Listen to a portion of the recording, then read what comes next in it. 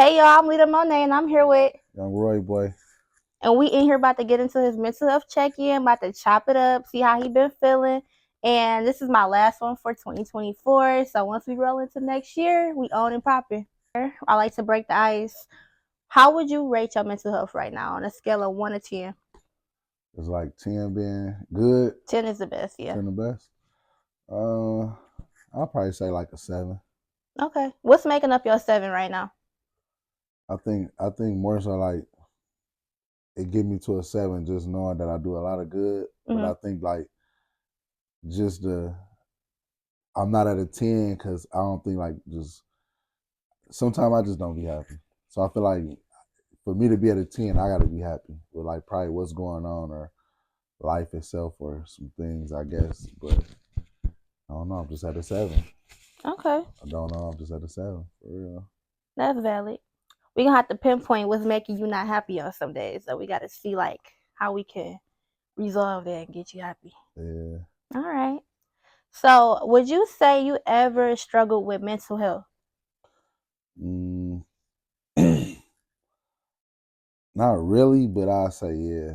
I think like every man that in a certain type of light and field that I'm in, Mm-hmm. I feel like they all struggle with mental health. Mental health.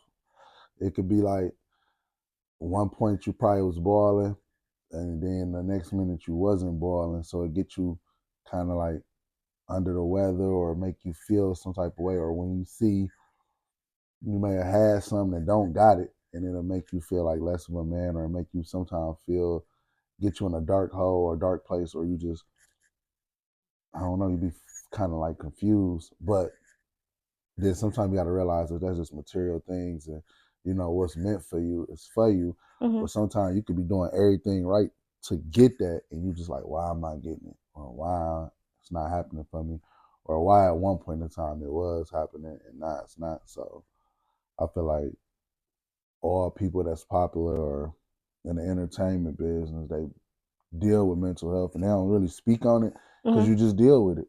Yeah. The pain of losing people, loved ones, and or people betraying you, or just relationships, and different friendships and girlfriend type relationships go south, and that'll have you feeling some type of way, and you just bottle it all up. Like for me, I'm the type of person I like just bottle all my pain up and I keep it moving because in the life I'm in, it's like who can you really vent to? Mm-hmm. Who can you really call and talk to without them holding it over your head, or are you worrying about them telling somebody else or just using it against you? So I feel like it's really 10 times harder for people in the entertainment industry to even talk about what they're going through. A lot of us just hold it in, and that's why sometimes when certain people explode, they explode, and we just be thinking they just explode, but Mm-hmm. they had so much stuff built up inside of them with nowhere to release it to. So now I finally release it. So you got to catch it all. Yeah, no doubt. People just nowadays, it's like it's just not no loyalty, not no real people no more. Mm-hmm.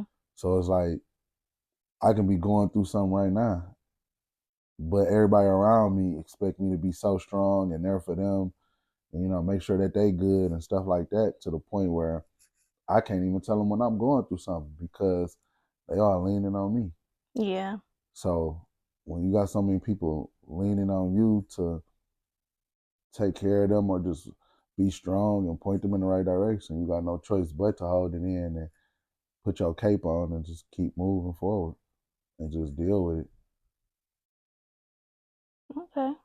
Have you ever had a experience where you in the club or you at one of your concerts that you host or put together, you just felt alone still with all them people around you? Yeah. A lot of times. A lot of times I could be in a party in the event and I'm not really there. Mm-hmm. Like y'all see me there, like my body there, I'm there, but mentally I don't even be there. Yeah, I only asked Somebody that. could really be talking to me. I don't even know what the hell they saying because I'm not really there Mm-hmm. because I'm dealing with so much or so much going on, or I may have just been going through something at that time. But there's been a lot of times where I'm not even able to celebrate wins because I'm not mentally there. Yeah, I feel that. When I used to like, if I used to do like the party promotion being in like little groups with other girls. Mhm. I did that like as a way to like truly like run away from problems. Like Mhm. I would go to a club and I ain't had nothing to celebrate. Like I was just there. So I feel that completely. Like I'll be in people's face just smiling, then I get to the car and it's just like, all right. Like I got a whole type of anxiety attack still happening. Like I don't even Yeah. like being outside for real. But I was trying to be outside just to Just not be to at home. cope with the pain, kind of Mhm. like cover it up. Yeah. But I feel like a lot of people truly be feeling like that and don't want to say nothing. Like as long as they Instagram story looks some type of way or they feed look like they just the most popping person in the world, they be straight. It's like the most poppin'est people, we go through The most stuff. the most stuff, and we got to stay to the world looking strong because that's all the world want right now. They don't care about your pain, your struggles, your who lost or who locked up or who you got to put money on books for, what funerals you got to go to. They don't care about that. The bottles you pop, what cars you drive, and how much ice you got, what Mhm. designer you wearing, this and that. So if you on Instagram all day and you posting trying to talk about what you're going through, you're not gonna be popular. They're not gonna care. But the moment you cover that up and I just bought some new shoes. I just bought this. I did that. I did that. Then the people there, and that's what's so messed up about it because the one, like I said, the ones that's doing the most is the ones that's going through the most. Yeah. And me personally, when I go through stuff, I just don't post on Instagram. And people will Yeah. know that. They'll hit me up like, "Damn, Roy, you good? Why you ain't They don't even say you good. They just be like, why you ain't posting?" Mhm. And I'll just be like, I ain't got nothing to post. Like, so, or I just erase all my pictures off my page. And people will look up and be like, why all your pictures gone? You know? So I started learning when I started seeing that myself, like seeing people not posting and all their pictures gone, or one day you'll see a lot of pictures and it's gone. Mhm. I used to be like, oh, they just revamping. But no, they going Nah, through they be something and going they through stuff. trying to, and looking at your old pictures don't do nothing, don't even make it better. Mm. Because if you were somebody that once was balling or something, and your picture's gonna be nothing but flashy stuff, and if you ain't got nothing right now, you looking at them pictures. That's past tense. That's what you was. That's what you had. But now you're not that, and you don't have that, so you don't want to see that. So you take it all away and archive it. Now your page is just plain Mhm. until you feel like you back comfortable or you feel better, and you bring it back. So I feel like the people with the most go through the most. Yeah. Especially like when you got a lot on your shoulders and you got people that actually depend on you. Like when people say that, people really don't be dependent on them. But when you know you have like kids, you got a family, you have a reason why you doing this, and you like the breadwinner of something, and nobody really see it. Mm-hmm. It put way more pressure on you, and it's just like people don't give people grace enough at all when it come down to if they do explode on the internet or if they not answering their phone no more. Like people don't put it, they just keep it at face value and like, oh, Mm-hmm. you acting funny towards me. Like people take it more personal internally than trying to get to the root of why is this person acting like this or what happened in their life that I like looked over. Like what's something that I missed. Yeah, Like they what don't did I ever miss? think of it like that. They just think of it as, oh, you acting funny You towards acting me. I funny too. You did acting something. different, or what did I Yeah, do, or are you got your new friends or something? And they don't it don't understand even this. be None that. of that. Mhm. I'm And literally going through something. I felt where you came from when you said like deleting stuff off your page or people see your page and think you good. Like my best friend just said something to me and he was like, well, I mean your page you look turned. Like I don't need to check on you. I'm looking at your page. That's when you should check on people the most is when like their page is overhyped because like on a serious note, suicide is like the main symptom of it is happiness.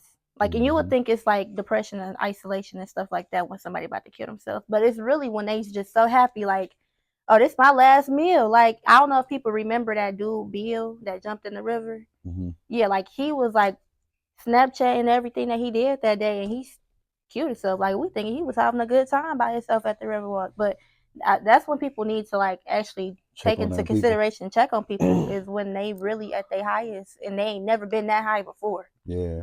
So yeah, I definitely feel all of that when it come down to having to stay strong or be strong. Like it really do a lot more damage They do. than what people think it do. Uh, I feel like that was a great discussion. Like it was great. that was dope. What do you feel like is your emotional triggers? I think more so for me, it's like not being appreciated Mhm. because it goes to like I could be at my last $100 and I can be at my last $100 and if somebody that I genuinely care about or mess with call me for it, I'm gonna give it to them. Mhm. But when I give it to you, don't just blow it off like it's nothing Yeah.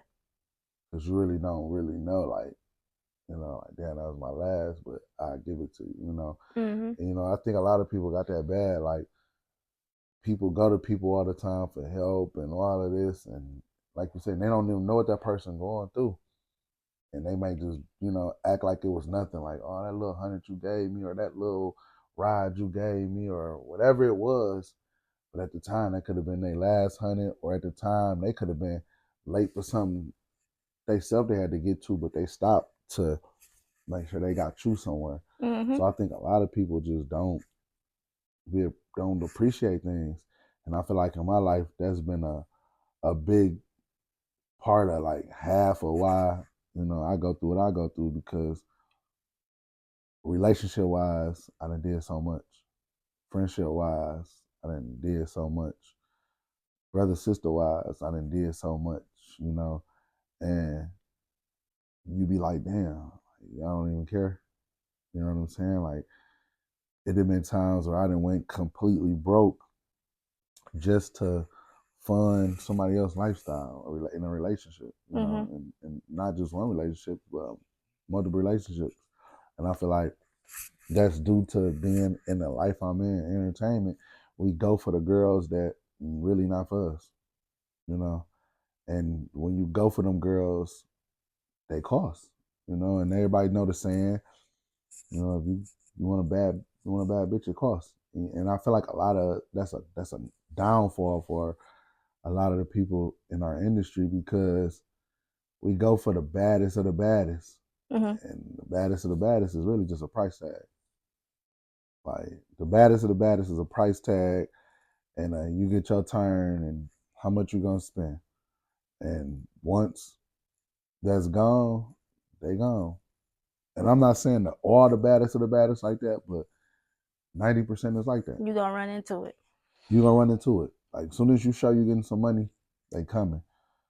And the fucked up part about it is you could have 10,000 and spend $9,995 on them.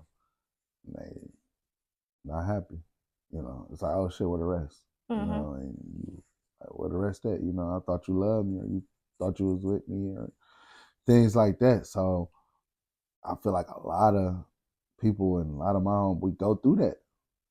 Like we be like, you know what I'm saying? I didn't earlier this year, I bought a girl probably about 20, 30 pair of shoes and she act like it was nothing. And one of my homeboys like, hey bro, you got that pattern again, chill out. She ain't even showed you that she care. Mhm. And I think we just get in that mode where it's like, man, we doing it just to do it. And not even knowing that, like, damn, that's stupid as hell. I went and spent about 7,000 on Mhm. this girl's shoes, you know? And I'm doing it because I'm out shopping and and I care.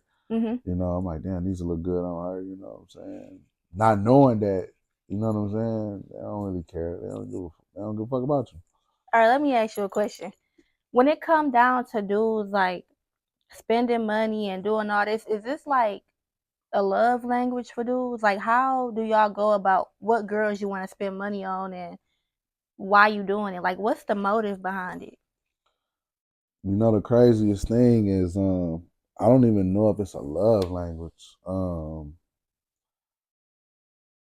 I really I think we just do it on some macho man and I'm him and look at her and we just do it on the bragging right side and not really knowing that it's taken away, from us. Mhm. Like, like now I be really looking at it. Like a nigga can go on the road, or no matter what they do, you can be a street nigga and you on the road all day getting work, or you a scammer, you out swiping all day, or you at a work punching the clock all day, and whatever you made, you can blow it all on a chick, and and the female don't even really appreciate it, and not even knowing what all you had to go through to get that, what Mhm. risks, what chances, what obstacles you had to go through.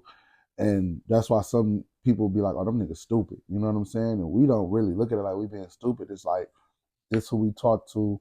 That's my lady. That's my girl. I'm going to give her the world. Mhm. Not knowing that, if it's a good girl that deserve it, then yeah, do that. Like, do it. Like, I believe, like, if that's your woman and she genuinely for you, blow the bag on her. Because if you fall off, she going to come back and be like, here you go. But I feel like we got a bad habit of not even knowing girls. We just spoil them. Mhm. Like, it just comes straight off. And I think, like I said, it's like some macho. I don't even think nobody really got the real answer for it. It's just, it make us look like we that, because I meet you in the club and I'm at the mall the following week getting you a bag and some shoes. Now, you with your girls, you telling your girls, oh, my nigga and bought me a new Chanel bag and the shoes, and now we feeling good. Yeah, she telling her homegirl. Now her homegirls, when I come around, her homegirls looking like, yeah, he that nigga. You know what I'm saying? And not only is they saying he that nigga, but now they winking and they looking and they blowing their little secret kisses, and they probably DMing heart and shit. And it's just giving the person that attention. And I don't know if we chasing that attention or if we chasing that thrill, Mhm. but that's all you get out of it. Because guess what? The next day you got to go back and hustle. You gotta Make go it back. You back. gotta go back and punch in the clock, or you gotta hop back on the road, or you gotta go back scamming, or you gotta go back and move some work for that one thrill. And we don't notice it, and we do it over, we do it over, and we do it over, and we do it over, to the point she got 100,000, 200,000 in accessories, and we ain't got nothing. So with you like vocally like expressing this and like going through like the timeline of how this look, it's a pattern. Like It's a pattern for sure for me. it's a, Like and you know that. to the point, like it's a pattern for me. To the point where So how much I of had to a eat yesterday, and I told this girl, like, I like you. And instantly, one of my homegirls was like, girl, if he like you, he gonna do this. He gonna ice you out. He gonna do this, do that. And I'm like, wait a minute. And I had to catch myself like, damn, mhm. that's a fucked up pattern to It's a have. crazy pattern. Cause it's like I'm gonna run it up and here you go. But then when I'm fucked up, guess what? You gone. And it happens. It happened to me numerous of times. And it's so crazy. I'm sitting here telling you that we know what we doing And y'all and how continue to bad it do hurt it. us and how bad. And guess what? We will do it. I would leave out of this interview right now, take a girl out to eat, spend $400-$500 tomorrow, buy her some shoes. Mhm. She need a bag, maybe buy her a little chain or something, and we'll do that. And then, and the crazy part about this, when they gone and they leave us, and we in that depression and we trying to figure out where we went wrong, questioning ourselves, challenging ourselves, like, oh man, I could have did this better, or maybe I should have bought her a better. Like, you get to thinking, like, bro, that shit wasn't real. It was never real. I don't want the vixens no more, and it's hard to not want the vixens and the popular girls and the models, because you see them and you just drooling. And but you gotta understand, it's 100, and it's so messed up because what you want is 100 people on it. And some girls is strong enough and 100 enough to be like, I don't care how many niggas in my DM, I don't care how many niggas want me, I want you. Mhm. Them the ones you need. But it's, you gotta go through 100,765,000 to even get to that one. Yeah. Like, just to find that one. And the crazy part, all these girls, oh, I'm not like that, I'm not this, I'm not that. They They be be the that. main ones. They be that. Like, you, soon as you get to open it up to them and you be like, listen, I've been through this, I've been through that. I'm a good dude. I bring the table to the table. I bring the chairs, the table, the house, the floor. I bring it all. All I'm asking you to be is solid. You know what I'm saying? Be loyal to me. I ain't asking you to pay for no bills. I ain't asking you to pay for no meal. I ain't none of that. Genuinely fuck with me, care about me, and I'm gonna show you. I'm gonna do the rest. Oh, I got you. That's all I've been looking for. As soon as you show them that life, or as soon as you start doing good, doing this for them and doing that, you're going to see them change. You be like, man, you just like the rest. That's the sense of them not knowing better or not Some being don't. around So it. some don't know better.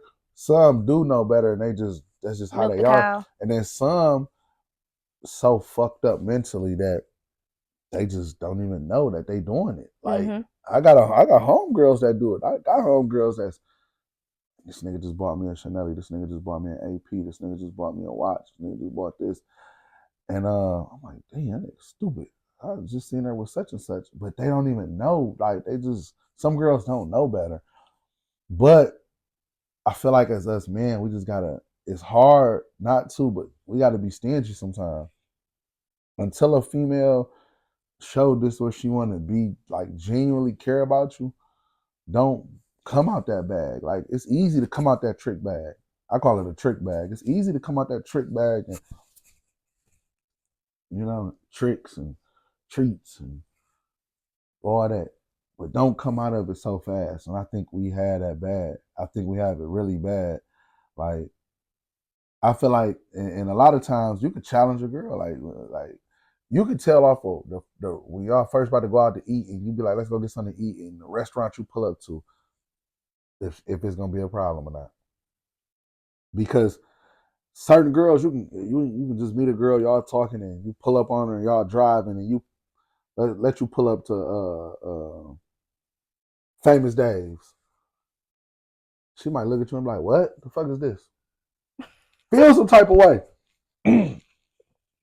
Look at you crazy as hell. You know, when people tell me stories like that, I be having to keep my mouth shut. Like I done did that before. I didn't.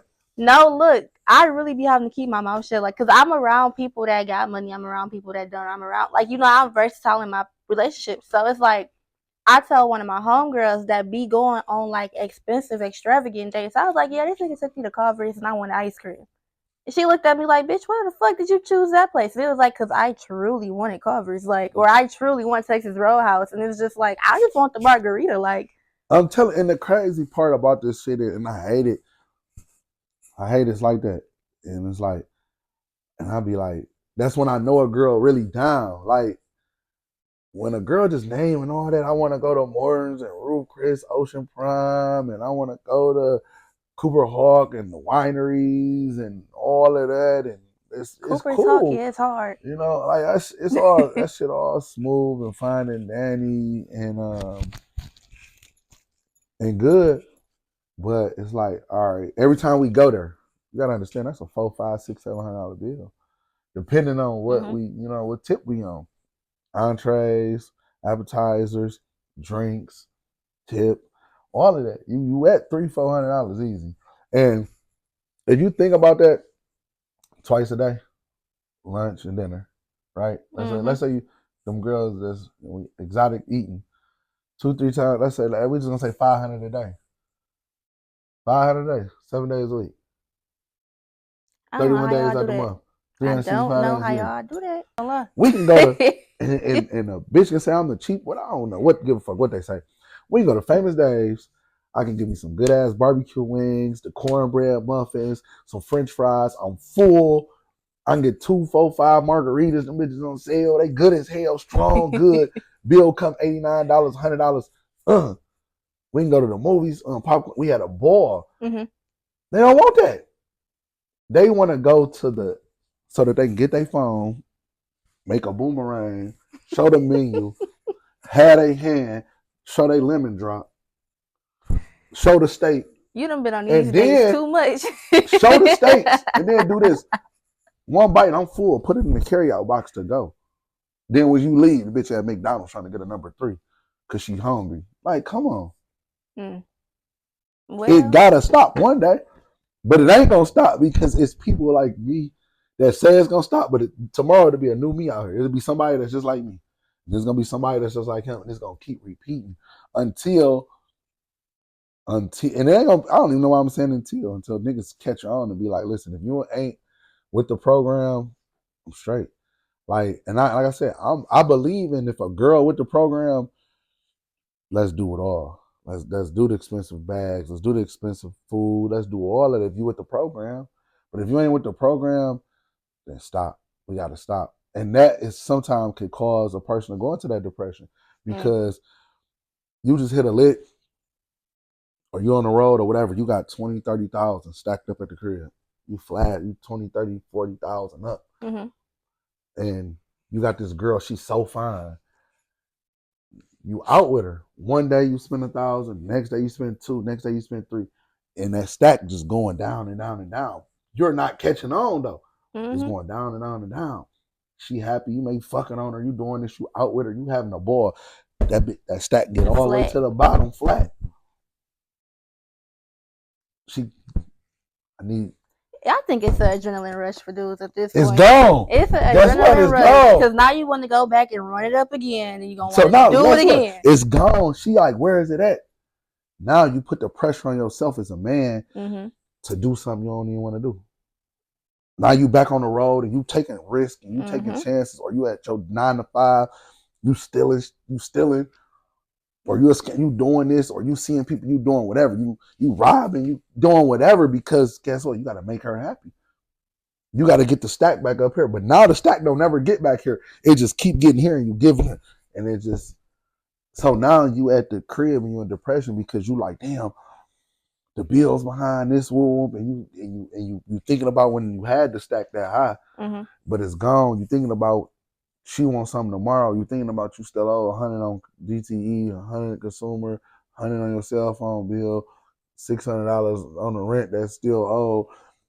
But and so now you depressed. You, the fuck I'm gonna do? And you force, and now you sad, and now you fall off, and now your image or whatever you had, that people laughing, oh, he ain't got it no more, and now it's another dude that was once you, spoiling her. So now she looking at you, she popping her shit. What that? You said you was buying me some new shoes. I ain't got them yet. Oh, that's cool. I don't need you no more. I do it myself. Saying herself, but it's another nigga that already replaced you. So now you in depressing more because you're not even depressed about the bills more. So you depressed, you can't even get her what she want. Y'all got it so bad. You fall off. And this whole time, nobody check on you. Nobody come look out for you. Nobody asks you okay. None of that. You just go through this dumbass phase. She leave you. Guess what? You run it back up. The stack get back up there. You happy again. You're going to do it again. Okay, how do you feel like you need to start putting yourself first? I don't even know. I don't know. I genuinely don't even know how you can put yourself first. Like, because I literally think life revolves around a girl. Okay. Like, just think about it. Like, in your family, like, you can hustle all day. Make sure, if you got kids, you make sure your kids good. Okay, boom, you do that. Your kids good. But if you going home every day solo, I was just telling this to my bro, same person. We was just talking about this too. You could do whatever all day out in the streets, all day. But you go home and you lay in the bed by yourself. That's fucked up. It is. Especially when you out here doing so much and you don't want just anybody in the bed all the time. You want somebody that literally, it ain't about sex, it ain't about nothing. You want somebody that's really for you on side of you, laying there, that really believe in you, literally with you, with your ideas and everything. And every night you ain't got that. So you be like, how? You know what I'm saying? How can you really it don't matter how much money you got, none of that. End of the night, you always do it. You could be a millionaire. You're gonna buy the fast cars, you're gonna buy the jewelry, you're gonna buy everything. What do you buy it for? You not buying sweet ass clothes to go look sweet for John John. You not buying a sweet ass car to look sweet for Chris. You doing that because you want a lady to say, hey, you got a nice car, or you a handsome man, or you smell. You buy the cologne. You go buy $400, $500, $600 cologne. You don't do that for no nigga you smell good. No, you do it for a female to be like, damn, baby, you smell good as hell. So it don't matter what you do in life. You doing it for a female. You get the big house. Yeah. You want the big house and the picket fence and all that shit, so you can have a wife. The goal is to really have a wife and have a family and settle down and chill. A lot of people just think it's supposed to be just fun. No, me personally, I'd rather have a good girl, my daughter over here with me, my girl, big house, and we having family trips. I'd rather go on family trips. I'd rather do the Disney Worlds and the Universal Studios, all that with my family and spend 6, 7, 8, 10,000, 15,000 on that and have fun and make memories. Yeah. Than just be off in the streets tricking off with some hoes. Because now at least that'll make me happy if I got my daughter with me and I got a girl that genuinely fuck with me and we a family and we have that's fun. You know what I'm saying? So it's hard to put yourself first when you live in that life. Yeah. I feel like a lot of people can't dumb it down like that though. Like they can't see it for what it should be seen as. So I appreciate you going through that whole spiel. Yeah. Because a lot of niggas won't even admit to this shit though. They won't. They'll be like, "Oh, that nigga." No, bro. Real niggas know what this shit about. No, bro. the main thing somebody would probably say is like, "Oh, he's just trying to sound good," but it's like at the end of the day, you really got to sit there. You have to take accountability for what it really is. People try to say sound good or it sound good. It ain't about sounding. Like it's this nigga look in the mirror. Look in the mirror. Any real person with paper, not the fake niggas that thought they had no. Any real nigga with paper. I know, like when we go through that shit and we spinning and we spinning and we had those moments where whether you in the shower, in your closet, you break down sometimes and think like, damn, this motherfucker's unappreciative. And the main thing that kind of really make that even worse when you feel like people are not appreciating you, they'll be like, "Oh, I didn't even ask for that," and it's but you did without having to. Oh, my girlfriend such and such just got the new range. Oh, such and such bought his girl a new buzz down. Anything. And we don't, I'm telling you, niggas they do it and do it and do it, but sometimes it's like, damn, when is this shit gonna stop? Like, when is it gonna stop? And like I said, if a girl worth it, do it. Do it. If she worth it and she's showing it, do it. We getting ready to close up this mental health check-in. And like y'all know, we go through some topics in my journal. So now we are about to dive into childhood traumas, and then we're going to skip over to forgiveness. So my first question from childhood trauma. You ready? Yeah, I'm ready. Okay. How has your childhood trauma impacted your ability to feel joy about things? It don't matter how far I get in life, I get reminded of something from a childhood. Like with my daddy, for instance, like when I was a kid, my daddy wasn't around. He wasn't in my life. But it's not by his choice. And it's not by his choice. I think just overall, like, I heard my mom's side of the story, I heard my daddy's side of the story. And, even me, I've been through situations with, my baby mama and things like that at a point. And I feel like they just didn't see eye to eye. And with them not seeing eye to eye, I got put in the middle to where I didn't see him. He wasn't around. And my mama spoiled me, And as I got older and I used to be like, damn, as a kid, I'm seeing kids at the park with their dad and playing basketball or just doing just daddy things. And I didn't have it. I had my mama. Parent teacher conferences, my plays, singing at the school. I look in the crowd, it was always just my mama. And I used to be like, damn, all right, I'm gonna be a man. I'm gonna make sure I got everything I need and spoil me. But like, where's the, I needed I needed my daddy. So as I got older, a lot of stuff that I had to learn myself that I think I wish I had my dad for, I'd be, it kind of stopped certain things, like it just be stopping certain things. And like to this day, like my daddy will bring it up, like it don't matter how cool we are. Like my daddy, my best friend now. Okay. But it don't matter where we at or what we doing. Somehow he'll bring up my childhood. Like I just wish I was there. So it's to the point like even I don't think it stopped his joy because we could be literally at a Christmas function or whatever, and we just be having fun drinking, and he'll be with his homeboys, and he'll pop out and say it like, I missed your life, your childhood. And I'd be like, damn, no matter how much, it always gonna stop. So I feel like not really having my pops around really did something, and I never really told nobody. Never told my mama because my mama always like, "Oh, we don't need him. We good. You got everything you want." But I feel like the missing piece that helped was that is I had a, I had a dope ass stepdaddy. Okay. My brother daddy, even though him and my mom wasn't together, he still was cool. They still was cool and cooler than her and my daddy. Mm-hmm. So, and he kind of like, I don't know how, but he actively was a father. So he was in my little brother life, like every weekend picking him up and stuff like that. And when he pull up to pick my little brother up, he like, come on. Okay. And I'm like, damn, what you mean? And he like, come on. And that helped a lot because he taught me like a lot of things, like um, and as a kid, to see somebody that's not your dad call you their son and really, it played a big part. It played a big role.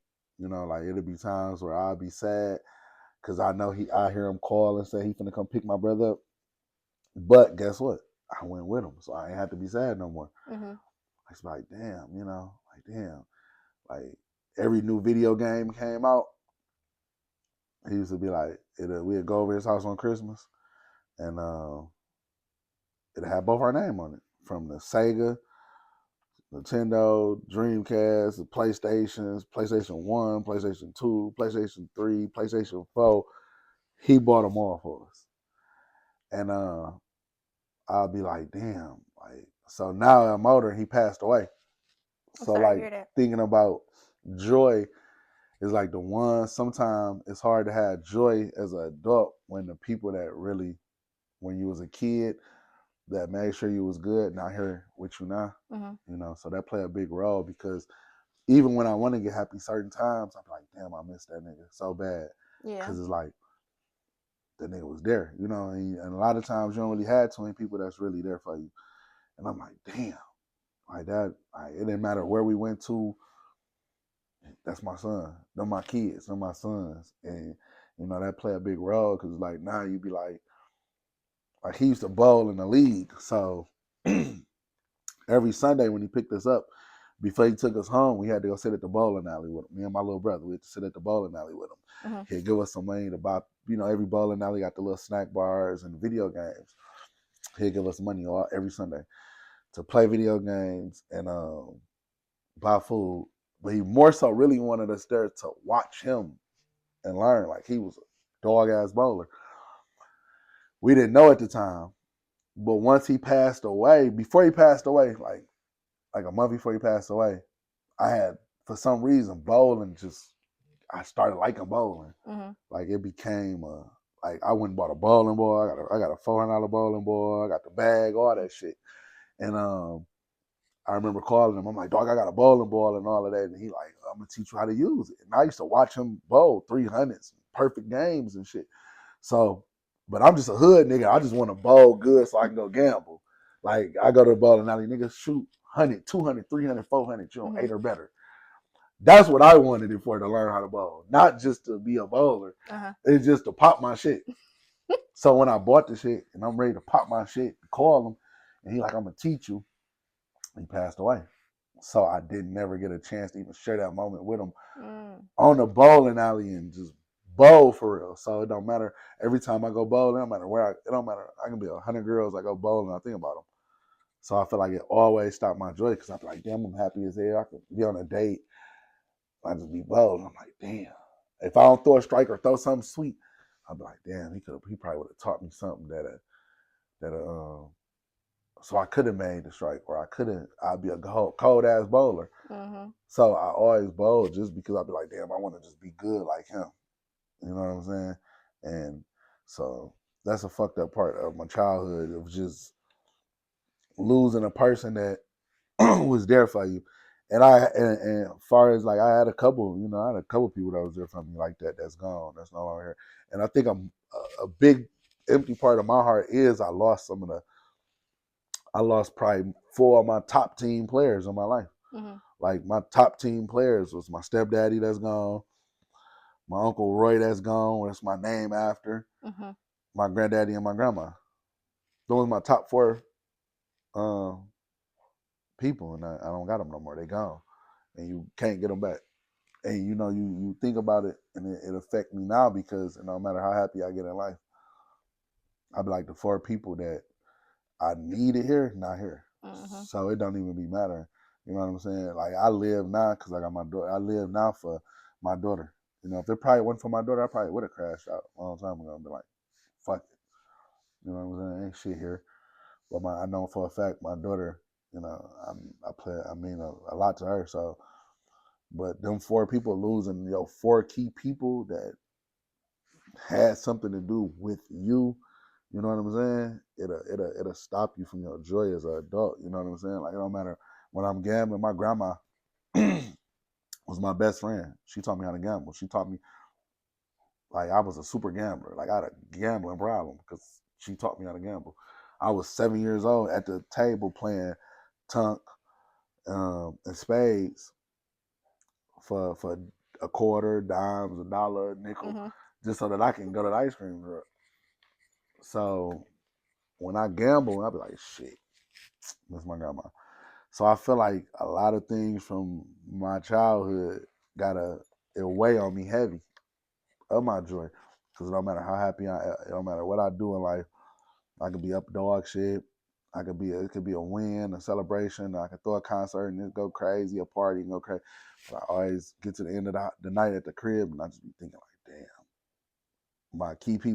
Mm-hmm. my key people that I could call and pop my shit with. I can't even call and pop my shit.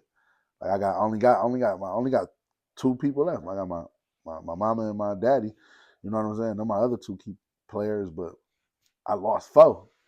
Yeah. Shit, I'm down So four. it'll weigh on you for sure. It'll weigh on you. Not even the other. You got to think a lot of my homeboys and niggas I done lost. So a lot of that shit, niggas I done grew up with that's no longer here because we all chose, when we was younger, being knuckleheads and street niggas and all of that. Some wasn't lucky as me. I was lucky to survive and make it out the hood.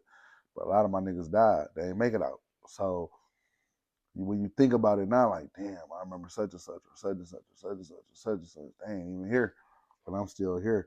I'd be happy that I'm still here, but still weigh on you. Like, damn, I lost all my people. You know what I'm saying? They ain't make it. They ain't get a chance to see what it's like.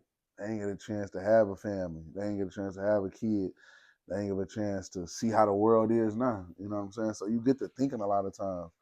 And I think just overly thinking just it'll fuck with you as your happiness as an adult.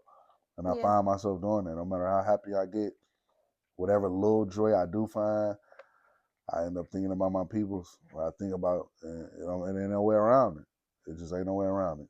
So no matter how happy I get, I never could reach 100% happiness. I probably can get to 80.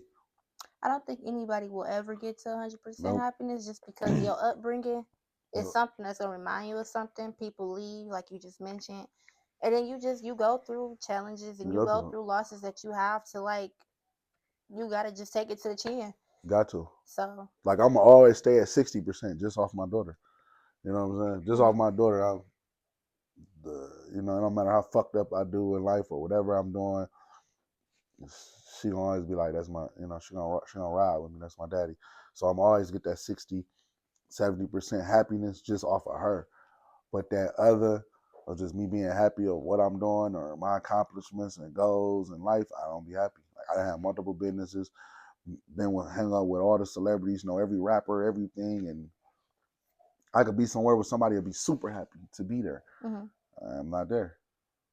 And it's valid to feel like that too, though. Like, you don't always have to be there, and that's one thing I'm like learning to realize with myself. Like, I don't always have to show up my best self. Like, when I go out, I'll probably be out, but I'm in the corner somewhere just chilling, like I'm silent.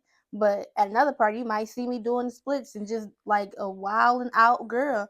But the next moment you see me not doing all that, you'll probably be like, "It's something wrong with you." But it's like it was something wrong with you when you was doing the splits. It was something wrong with me when I was doing the splits because I would never act like that. Telling you, I know when people going through shit. It's never me acting like that, but it's like when I'm really chilling, it ain't nothing going on with me. I'll be really enjoying the moment, just sitting there. I told a girl the other day ago, like I was talking about cooking. I said something about cooking, and the girl Mhm. said, they laughed it off. Like, you nigga don't know how to cook. And I'm like, what? Like, I'm like, I can cook for real. And they laugh and blowing it off. Like, nigga don't know how to cook. You just popping it. But that's because y'all don't really know me. Because if you really knew me and took the chance to be like, hey, Ray, I want to know you, you'll be like, damn, that nigga took 10 years of culinary arts. A nigga that did home economics when he was in school. He Yeah, went you'll to never know. college and different shit for cooking and was supposed to do work in 5-star hotels and restaurants and shit, but he chose to be a street nigga and all of that, gangster and all of that you wouldn't even know. Like, I can cook. Like, any ex vouch, they'll comment. When we post this, that nigga can cook. They'll be like, he crazy baby retard, all that. They'll be like, that nigga can cook. So that's when I know people don't really know me. When we get to talking about cooking, but y'all didn't get a chance to know me. I don't think chef. nobody really I be cook the trying to get the pennies off a chance to know girl. nobody, like, at You all. heard me? I cook the pennies off a girl. They They wouldn't won't, know. like, people really just wouldn't know who you truly are. Like, Nobody truly know who you are today. So like you said, like even with doing this, like the mental health check-ins, I know about people that most people wouldn't know because wouldn't I'm know. asking the questions. Like, I'm not just sitting here. Like, honestly, if that was to stop recording, I never knew the conversation would still keep going because I'd be so into it. Like, dang, so how your dog die? Like, I be wanting to ask the most ridiculous but questions and that it don't even never be pop ridiculous. up. People just never ask. I don't even think like look at this as whatever it is. I'd look at it like I finally got somebody I can just talk to, get all of this shit off my head. Yeah, and like, and it make that's you the point feel of better it. because it's like it's so much stuff you just hold in and you just be like, I can't really talk about it, or I'ma just no. I'm sick of getting used by females. I'm sick of meeting this. I'm sick of that. I'm sick of people not wanting. I need y'all to know that. Yeah, it's an I need y'all to outlet. know that. You know what I'm saying? So it's like it's like that. You feel me? So it kind of feel good to let the shit go. You know what I'm saying? And get it It's off. always good to have a real good moment to just like let the shit out, expressing the shit, and that's really why I made the journal too. Cause like you can't trust people, so you can write it out. And when you write it out, you still feel like you done said the shit because you done took time to really write each letter out. Yeah. So it's like that's why I like doing my mental health check-ins because it's like at the end of the day, I got my own personal bond with each person that comes down here. It's a way for people to know that like people care about mental health. And it's a way for Somebody people to cares. watch that. It's somebody out here That's scared to that's bring it up. scared to That bring it up or somebody just need brought advice to on it. light. Like there's somebody out here, like I say, it's some balling dude that's out there and don't understand. Like, damn, maybe I need to slow down. It's nothing wrong with spinning it, but let me make sure she the one. Because guess what? Every run, I'm gonna tell every hustler, every nigga that's getting money, every run comes to an end. It don't matter what you're doing. So you have to put into consideration that one day it stopped building. It's gonna stop, and you're gonna be stuck. So don't just if she worth it, then spend it because she got you. But if she not, you feel me? I'm sorry, baby. Prioritize. You gotta prioritize. I can't do this no more, baby. I'm sorry. Some of that good Snap, energy, snap, but you know, clock it. some of my dogs, she like clock it. To wrap up this mental health check-in, what would you forgive yourself for?